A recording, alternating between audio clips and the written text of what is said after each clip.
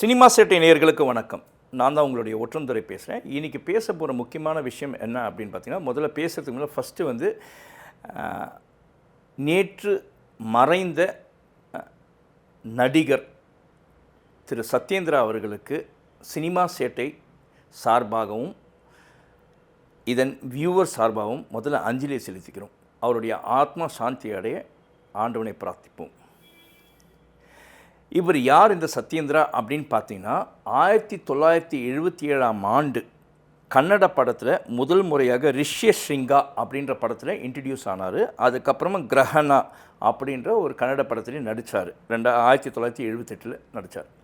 அதுக்கப்புறம் தமிழ் இண்டஸ்ட்ரி பக்கமாக அவர் வந்தார். 1982 ஏழாவது மனிதன் அப்படின்ற திரைப்படம் மூலமாக இவரும் நடிகர் ரகுவரன் 2 பேருமே அதில் தான் வந்து தமிழ் சினிமாவில் இன்ட்ரடியூஸ் ஆனாங்க. ஆனால் அதில் ரகுவரன் ஒரு பெரிய உச்சத்துக்கு போனார்.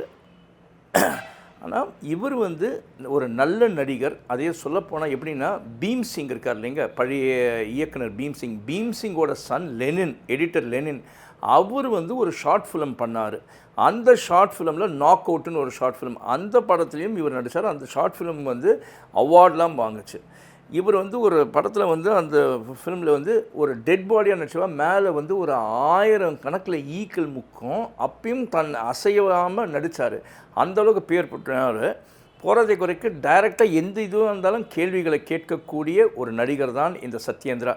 இவரை எங்கே பார்க்கலாம் அப்படின்னு பார்த்தீங்கன்னா, நடிகர்னு காரில் கீழே அதெல்லாம் ஒன்றுமே இல்லைங்க. பாவம், அவரோட கஷ்டமாக என்னன்னு தெரியல, அவர் பாட்டு நடந்து தான் போவார். ஒரு ஜோல்னா பை ஒன்று, ஷோல்டர் பேக் ஒன்று மாட்டிகிட்டு போவார்.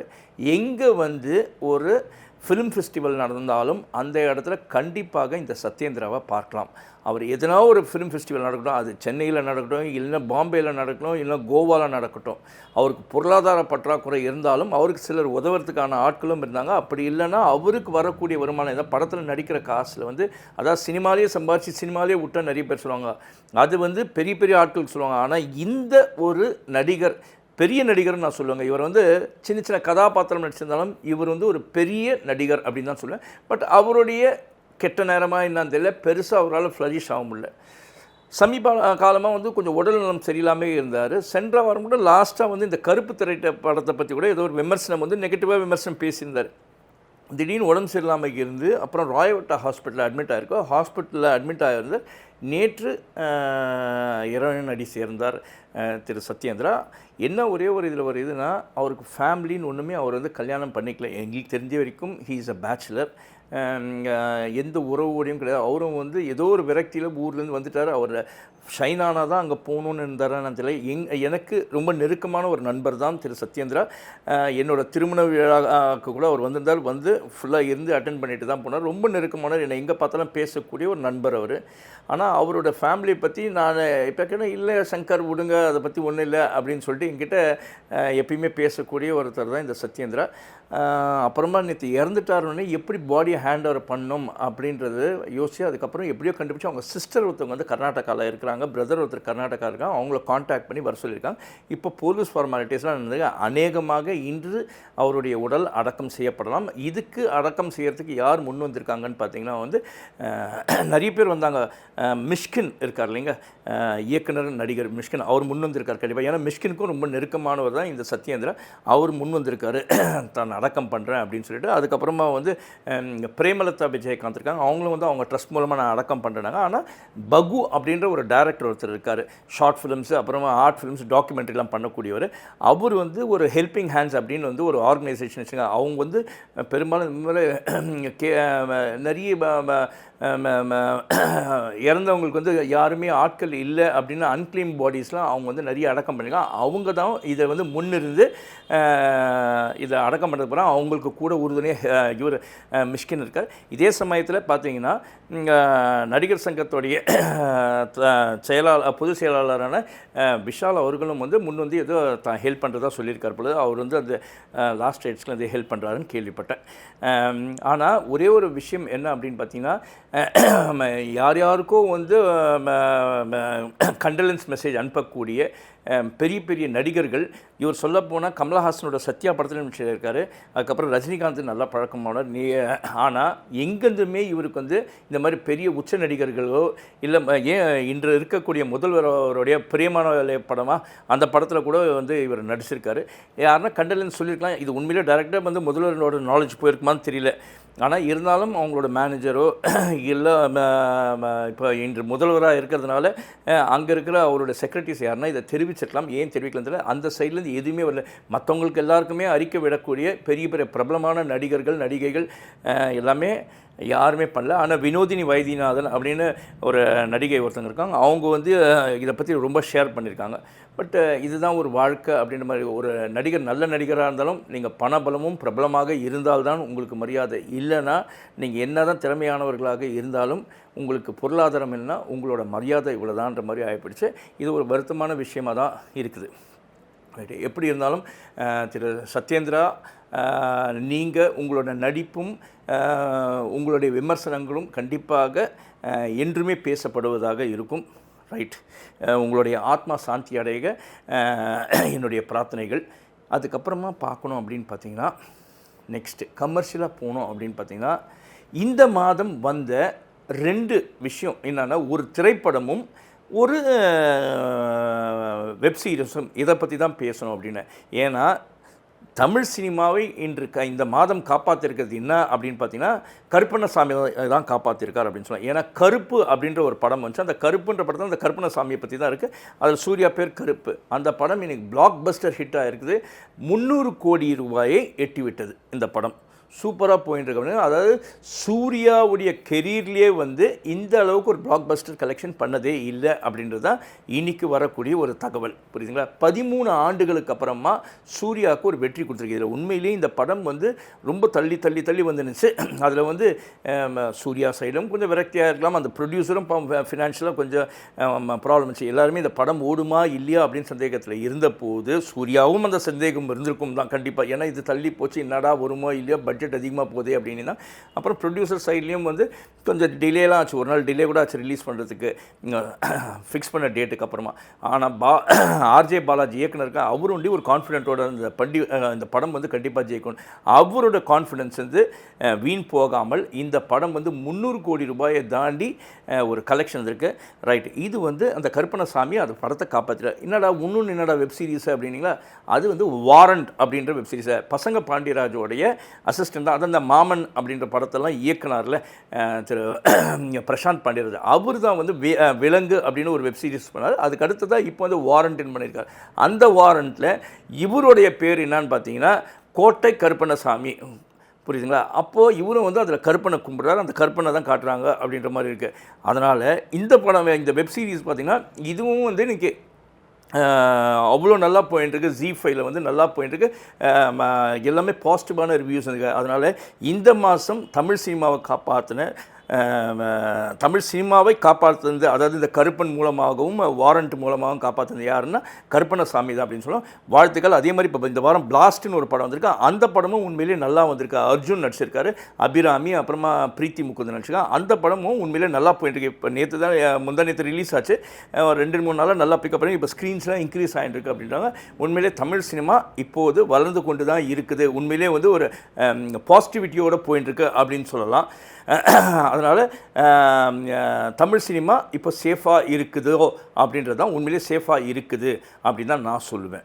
ரைட், அடுத்ததாக ஒரு விஷயம் என்ன அப்படின்னு பார்த்தீங்கன்னா, இது ஒரு பிரச்சனையான விஷயந்தான் அப்படின்னு சொல்லுவோம். இதை வந்து கொஞ்சம் நான் ரெஃபர் பண்ணி தான் சொல்லணும். அதாவது இந்த ராஜேஸ்வரின்றவங்க வந்து சென்னை விருகம்பாக்கத்தை சேர்ந்தவங்க. ஓகேங்களா? இவங்க தான் ஒரு புகாரை கொடுத்துருக்காங்க. என்ன விஷயம் அப்படின்னு பார்த்தீங்கன்னா, இவங்க வந்து ஒரு தயாரிப்பாளராக இருக்கிறது மட்டும் இல்லாமல் இவங்க வந்து இதில் வந்து துணைத் தலைவருக்கு போட்டிகிட்டு இருக்காங்க. அப்புறம் வந்து செயற்குழு உறுப்பினராகவும் இருந்திருக்கதா அவங்களுடைய புகாரில் அவங்க தெரிவிச்சிருக்காங்க. இதில் என்ன விஷயம் அப்படின்னு பார்த்தீங்கன்னா வந்து 2022லேருந்து 2023, 2023, 2024, 2024லேருந்து 2025க்கான இங்கே ஆண்டு அறிக்கையை வந்து தமிழ் திரைப்பட தயாரிப்பாளர் சங்கம் வந்து அதை வந்து அவங்க சப்மிட் பண்ணாமல் இருந்தாங்க அப்படின்னு சொல்லிட்டு இவங்க என்ன பண்ணியிருக்காங்கன்னா ஐஜி ரெஜிஸ்ட்ரேஷனை அதாவது பதிவுத்துறையுடைய தலைவருக்கு வந்து ஒரு புகார் கொடுத்துருக்காங்க. புகார் கொடுத்தோன்னா அது ஆக்ஷன் எடுத்து அது விசாரிச்சுட்டு இங்கே கேட்டிருக்காங்க, இங்கே தயாரிப்பாளர் சங்கத்தில் கேட்டிருக்காங்க. இது ஒரு பேச்சுவார்த்தை போயின்னு இருந்துச்சு. அப்புறமா என்ன பண்ணாங்க, இந்த மாதிரி புகார்லாம் போனதுக்கப்புறமா வந்து தயாரிப்பாளர் சங்கத்திலேருந்து அவங்கள வந்து அப்போத்திய தலைவராக இருந்தவர் யாருன்னு பார்த்தீங்கன்னா முரளி ராமசாமி தான் தலைவர் இருந்தார். அப்போது வந்து ராதாகிருஷ்ணனும் 5 ஸ்டார் கதிரேசனும் அப்போ வந்து அவங்க வந்து இது செயலாளர்களாக இருந்திருக்காங்க அந்த பீரியடில். ஓகேங்க. அப்போ என்ன ஆயிருக்குன்னா வந்து இவங்களை வந்து நடவடிக்கை எடுப்பேன்னு சொல்லி சஸ்பெண்ட் பண்ணியிருக்காங்க. சஸ்பெண்ட் பண்ணால் வந்து ஒரு 45 days தான் வேலிடிட்டி. ஆனால் இவங்க வந்து 3 months சஸ்பென்ஷன் பண்ணாங்க. அந்த 3 months சஸ்பென்ஷனை வந்து இவங்க கோர்ட்டில் எதிர்த்து போட்டுன்னு கோர்ட்டு சொல்லி 45 நாள் தான் சஸ்பென்ஷன். அப்புறம் சரின்னு தயாரிப்பாளர் சங்கத்தில் கூப்பிட்றாங்க. தயாரிப்பாளர் சங்கத்தில் சொன்னால் இது வந்து நீங்கள் பொதுவெளியில் வந்து மன்னிப்பு கேட்கணும் அப்படின்னு சொல்லி கதிரேசனும் ராதாகிருஷ்ணனும் தெரிவித்ததாக அவங்க புகார் வச்சுருக்காங்க. அவங்க சொன்னதைப்படி 28/11/2022 அன்று தேர்தல் அதிகாரிகள் மற்றும் சக தயாரிப்பாளர்கள் முன்னிலையில் இவங்க வந்து மன்னிப்பு கேட்டாங்களாம். மன்னிப்பு கேட்டப்புறமா வந்து என்ன சொல்லியிருக்காங்க, இல்லை நீங்கள் வந்து உங்களை சஸ்பெண்டில் உங்களை வந்து இந்த சங்கத்திலேருந்தே தூக்கிட்டேன்னு சொல்லிவிட்டு இவங்களை வந்து தகாத வார்த்தைகளால் திட்டி மிரட்டி அசிங்கப்படுத்தி அவமானப்படுத்தி மானபங்கம் படுத்தியதாக திரு ராதாகிருஷ்ணன் மற்றும் கதிரேசன் மீது இவங்க வந்து காவல்துறையில் கம்ப்ளைண்ட் பண்ணியிருக்காங்க. அந்த காவல்துறையில் கம்ப்ளைண்ட் பண்ணனே இவங்க மேலே எஃப்ஐஆர் போட்டிருக்காங்க, காவல்துறையினர் போட்டிருக்காங்க. அதனால் அப்படின்னு கேட்குறேன், போட்டிருக்காங்க. இது ஏன் இப்போ நான் சொல்கிறேன் அப்படின்னா, இவங்க காவல்துறையில் கம்ப்ளைண்ட் பண்ணியிருக்காங்க, அதில் வந்து எஃப்ஐஆரும் பதிவாயிருக்கு. ரைட். இது விஷயமா உடனே வந்து நான் வந்து திரு ராதாகிருஷ்ணன் அவர்களுக்கு இந்த எஃப்ஐஆர் காப்பி பார்த்தோன்னே நான் உடனே ஃபோன் அடித்தேன். சார் இது வந்து சென்ற இதில் தான் நடந்திருக்கு, போன இதில் அப்போ நாங்களும் பாடியில் தான், இப்போ வந்து அந்த பாடியை மாறிடுச்சு. இது வந்து நடந்தது அந்த சமயத்தில். ஆனால் வந்து அவங்கள மானபங்கம் படத்தில் அசிங்கப்படுத்திலாம் நாங்கள் எதுவுமே பேசலை. அப்படி எதுனா ஆதாரம் இருந்தால் கொடுக்கட்டும், ஏன் இவ்வளோ நாள் கழிச்சு இப்படி பண்ணுறாங்க அப்படின்னு சொல்லி அவர் பார்ட்டில் அவர் என்ன சொன்னால், அவர் டிஃபெண்ட் பண்ணால் நாங்கள் அந்த மாதிரிலாம் பேசவே நீக்கிறதுலாம் இருக்கோம், அதெல்லாம் நான் இல்லைன்னு சொல்ல. ஆனால் வந்து எல்லாமே சட்டப்படி தான் இருந்துச்சு. அன்றைக்கி வந்து தேர்தல் அதிகாரி முன்னிலையில் தான் எல்லாமே நடந்துச்சு. நாங்கள் எதுவுமே அவங்கள வந்து அசிங்கப்படுத்தலை அப்படின்னு சொல்லி சொன்னேன். சரி ரைட், இவங்க சொன்னாங்களேன்னு சொல்லிட்டு நான் வந்து உடனே வந்து நம்ம 5 ஸ்டார் கதிரேசன் இருக்கார் இல்லைங்க, அவர் ஒரு செயலாளர், அவருக்கு ஃபோன் பண்ணி கேட்டேன்னா அவரும் இதான் சொன்னார். சார் இது வந்து சென்ற இதில் நினச்சதா, இது வந்து நாங்கள் ஒண்டி டிசைடிங் அத்தாரிட்டி இல்லை சார். அப்போ வந்து தலைவராக இருந்தார் முரளி ராமசாமி, அவர் தலைவராக இருந்தார். அந்த சமயத்தில் வந்து இது நாங்கள் வந்து சங்கமாக தான் முடிவெடுத்தது வழியே இவங்களை வந்து நாங்கள் எதுக்கு மானபங்கம் படுத்துறதோ அசிங்கப்படுத்துறதுக்கோ எதுக்கு நாங்கள் எங்களுக்கு தேவையில்லாத வேலை நாங்கள் செய்ய வேண்டியதும் இல்லை. பட் இது அந்த மாதிரி ஒரு கம்ப்ளைண்ட் அவங்க கொடுக்குறாங்க அப்படின்னா வந்து வேணுனே எதனா கொடுக்கணும்னு கொடுக்குறாங்க.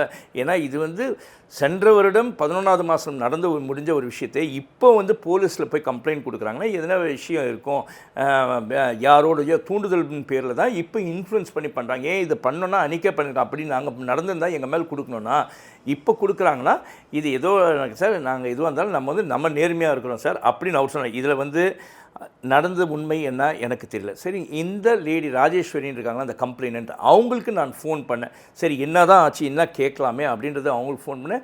எடுத்தாங்க. நான் யார் பேசுகிறேன், நான் ஒற்றந்துறை பத்திரிகையாளர் பேசுங்கன்னு சொல்லி சொன்னேன். என்னங்க நாங்கள் இந்த மாதிரி கம்ப்ளைண்ட் கொடுத்தீங்க பார்த்தேன், அதான் அது சம்மந்தமாக சில கேள்வி கேட்கணும், ஒரு இன்டர்வியூ பண்ணலாமா, சில வந்து அந்த எஃப்ஐஆர் பிரச்சனை நமக்கு வந்து அனலைஸ் பண்ணும்போது சில கேள்விகள் நமக்கு கிளாரிஃபிகேஷன்ஸ் தேவையாக இருக்கும். ஏன்னா வந்து ஏன் அப்போ கம்ப்ளைண்ட் கொடுத்து ஏன் இன்றைக்கி வந்து ஏன் அன்றைக்கி நடந்த விஷயத்துக்கு இன்றைக்கி கம்ப்ளைண்ட் கொடுத்தாங்க அப்படின்ற ஒரு கேள்வி வரும்.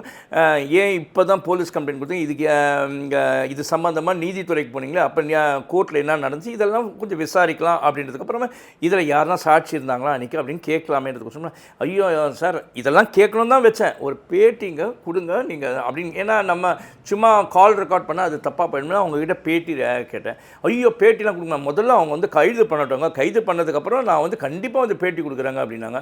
இல்லை சொல்லுங்கள் கைது பண்ணிவிடுவாங்களாண்ணே? ஆமாம் கண்டிப்பாக கைது பண்ணுவாங்க, கைது பண்ணதுக்கப்புறம் நான் பேட்டி கொடுக்குறேன் அப்படின்னா.